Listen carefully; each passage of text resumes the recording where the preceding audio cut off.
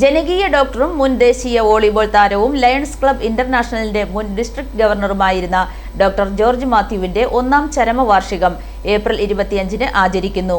അനുസ്മരണ സമ്മേളനം arts and sports ക്ലബിന്റെ നേതൃത്വത്തിലാണ് പരിപാടി സംഘടിപ്പിച്ചിരിക്കുന്നത് എന്ന് ഭാരവാഹികൾ പാലാ മീഡിയ ക്ലബിൽ നടന്ന വാർത്താ സമ്മേളനത്തിൽ അറിയിച്ചു. ഏപ്രിൽ 25 ശനിയാഴ്ച വൈകുന്നേരം 3 മണിക്ക് പൈക സെന്റ് ജോസഫ് ദേവാലയത്തിൽ ഓർമ്മ കുർബാനയും തുടർന്ന് 4 മണിക്ക് നടക്കുന്ന അനുസ്മരണ ചടങ്ങിൽ നിരവധി പ്രമുഖരും പങ്കെടുക്കും. ജോർജ് മാത്യുവിന്റെ ഒന്നാം ചരമവാർഷികം യഥാർത്ഥത്തിൽ 26-ാം തീയതിയാണ് അദ്ദേഹം മരിച്ചത്. എങ്കിലും ഞായറാഴ്ച ദിവസമായതുകൊണ്ട് ഒരു ദിവസം പ്രീപോണ്ട് ചെയ്തിരിക്കുകയാണ്. 25-ാം തീയതി ഉച്ചകഴിഞ്ഞ് 3 മണിക്ക് പൈക സെന്റ് ജോസഫ് ചർച്ചിൽ വെച്ച് കുർബാന, അതിനുശേഷം കല്ലറയിൽ ഒപ്പീസ് കഴിഞ്ഞതിന് ശേഷം അനുസ്മരണ സമ്മേളനം പരിശാളിൽ വെച്ചു. പരിശാളിൽ നമ്മുടെ ബഹുമാനപ്പെട്ട MLA മാണി സി കാപ്പൻ്റെ അധ്യക്ഷതയിൽ യോഗം ചേരും. യോഗത്തിൽ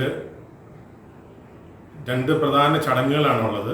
ഒന്ന്, ഡോക്ടറെ പറ്റി ഡോക്ടർ തന്നെ എഴുതിയ ചെറിയ ആത്മകഥകളുണ്ട്. അസുഖമായിട്ട് കിടന്ന സമയത്ത് പുള്ളി എഴുതിയ ആത്മകഥകൾ. അതിനുശേഷം പുള്ളിയുടെ ഭാര്യ സഹധർമ്മിണി ജെസി ജോർജ് മാത്യു അദ്ദേഹത്തെ എഴുതിയ ഒരു ബുക്കുണ്ട്. ആ ബുക്കിൻ്റെ പേര് എൻ്റെ പ്രിയൻ ആഘോഷങ്ങളുടെ രാജകുമാരൻ എന്ന് പറഞ്ഞൊരു ബുക്കാണ്. അത് ബഹുമാനപ്പെട്ട മുൻ vice chancellor doctor Cyriac Thomas സാറാണ് അത് പ്രകാശനം ചെയ്യുന്നത്.